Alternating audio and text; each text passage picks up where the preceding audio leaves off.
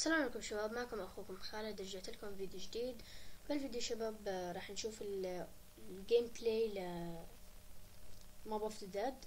طبعا اول صورة قبل ما نبدأ الفيديو تقريبا صراحة ما بتذكر شو كان اسمه الكاركتر. عم يعطي نايف بشي بيشبه البوي نايف للزومبي، مثل ما شايفين كيف شكل الزومبي وكأنه كان مجنون او شي او عم يتعاقب، وفي عليه شوك وعلى وشه مثل ما شايفين الى اخره. المهم هلا بس نبدا behind the scene، وان شاء الله بحللكم اياه طبعا بالوقت، يعني كل ما يطلع شيء لازم احكي عنه، وان شاء الله كمان بحكي لكم عنه مثل فيديو ما بفتدى التريلر. نبدا.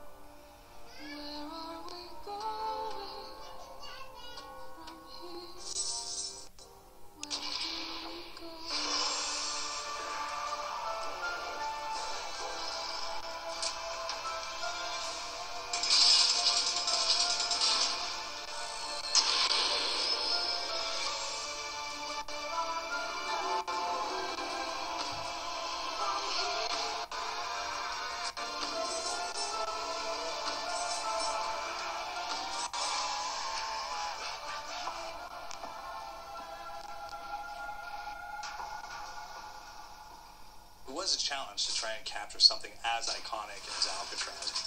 You know about this. This is arguably the most famous prison in the world, and now you're in it. Just the space, the physicality of it, because it's quite claustrophobic. When modern-day prisons are designed, they really consider not intimidating people or making the spaces, as least stressful as possible. Well, Alcatraz didn't suffer from those restrictions. They did the research, they went out, studied Alcatraz, not just from books or internet. They were actually there to feel the environment, so it really sets a mood. هلا مثل ما حكوا شباب انه يعني الرسامين تبع الماب راحوا على الكاتراز، ويعني حسوا بالاحساس اللي بيكون فيه الواحد وهو بالسجن الموجود، فبتوقع انه راح يحطوا هالاحساس نفسه موجود نحن عم نلعب بالماب، فيعني اكيد شي خطير. That gets you a little spooked. Well, we kind of started with the base layout of Alcatraz. The entire island we ended up roughing out in kind of a white box form, and then figuring out what play spaces we wanted to use out of that, what would be the most interesting areas to play in, and the connections between spaces, and spaces that the public doesn't necessarily get to go into. We really did a lot of pushing to really enhance that psychological horror aspect that we're really looking for, and this is a really good opportunity to really tell something special. شوف مثل ما شفتوا هلا الاستخدام للكومبات اكس كيف جابت الكابوم، وهذا هو مثل الاسانسير او المصعد المتنقل مثل ما شايفين. This time around I feel like it's been identified that there are these side missions that you're going to go out and try to accomplish. Al and the rest of the groups put together this escape plan, but the point is to get the parts and assemble this plane.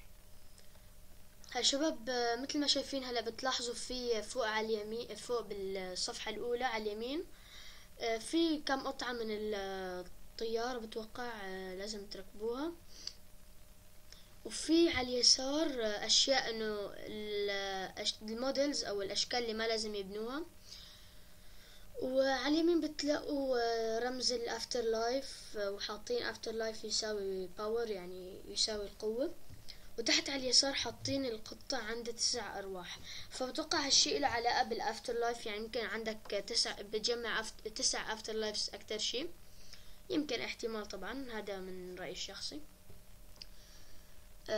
مثل ما شايفين فوق بيكونوا حاطين هذا انه تجمع البارتس وبعدين تبني الطيارة وبعدين تطلع عن الجزيرة الى اخره. فبتوقع طبعا له كمان علاقة برج المي بالموضوع.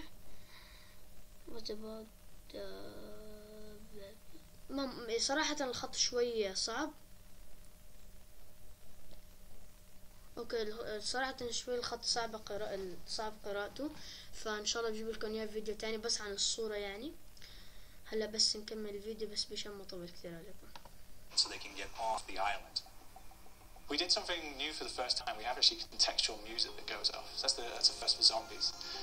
And it's all based around this horror thriller aspect.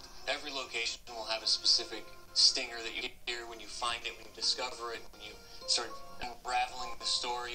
We start building on the music that you're hearing. And it's really enhancing that experience and going along with it in parallel.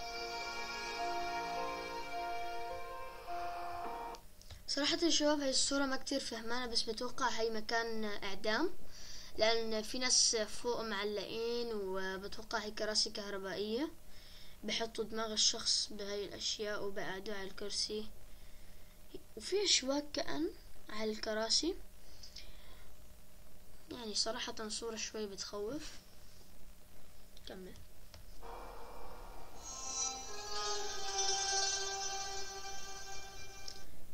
هاي الصورة شباب بس استنى بس ما رح ارجع صراحة الفيديو ورا، بس مثل ما شفتوا هذا الكاركتر اللي حامل الريجون كمان كان حامل بايده اللي هي البيرك الجديدة اللي اسمها الكتريك تشيري، ومثل ما شايفين في جنبه بقية اللاعبين.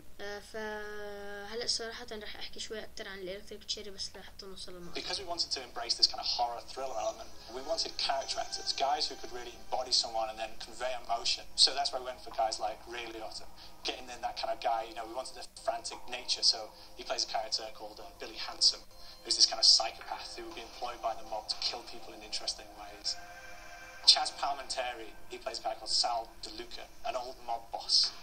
Michael Madsen playing Finn O'Leary. He's kind of worked himself from the floor, you know, from the streets, got his hands dirty and the blood in the guts a couple of times. And then we had Joe Pantoliano, and he plays Arthur Arlington, who's nicknamed the Weasel. Those guys, they bring a quality and a subtlety and timing that you can't really identify or try to recreate. مثل ما شفتوا هذا سلاح ال AK-47 رجع للزومبيز. بتوقع شي حلو، بتوقع هي غرفة مثل التحكم بالمضخات أو شي، لأن في عدادات وراه إذا بتلاحظوا، ومحل ما محدد ال AK في عدادات وأشياء.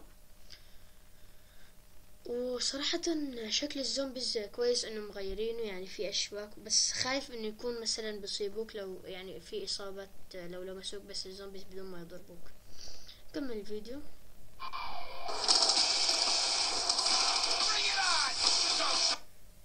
شباب السلاح اللي كان عم يستخدم قبل الMK هو التومي جون. هذا هو السلاح الجديد اللي نزلوه لموب اوف ذا ديد. هو طبعا موجود كان من قبل بس هلا رجعوه لموب اوف ذا ديد.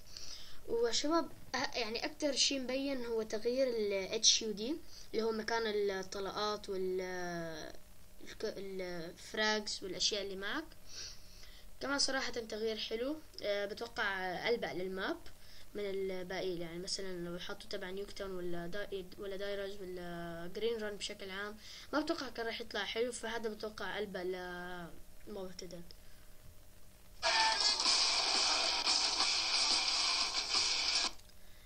شباب هذا هو التومي جون، والسلاح اللي قبله هو البلاندر جارد. وكمان شباب شفتوا الBT3R. طبعا اكيد في قصة ورا الBT3R، لان كمان هو والMSMC والLSAT من الاسلحة اللي هن 2025، فاكيد في قصة ليش رجعوا فيهم للزومبيز ب1920 اللي هو وقت يعني تاريخ حصول الموب اوف ذا ديد. هذا يعني مثلا الشيء حاطينه. وفوق على اليسار شباب شايفين شيء بيشبه المفتاح. صراحة هلا ما فهمت الموضوع، انا صار لي يعني شوي عم فكر فيه بس ما لقيت فكرة، يعني قبل ما ابدا يعني تصوير الفيديو كنت عم فكر بالموضوع.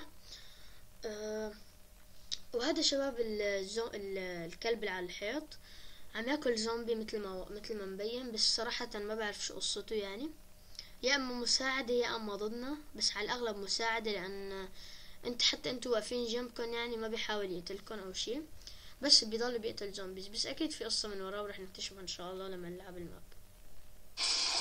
You start off in the afterlife mode and that's just going to be what's going on. You're going to try to solve the هشوف كمان مثل ما سمعت كان عم يحكي انه رح تبدأوا انتوا بالافتر لايف مود، يعني رح تبدأوا بدكم تحاولوا تدوروا على طريق لحتى ترجعوا فيه. بدكم تستغربوا يعني صراحة شو عم بصير حواليكم، يعني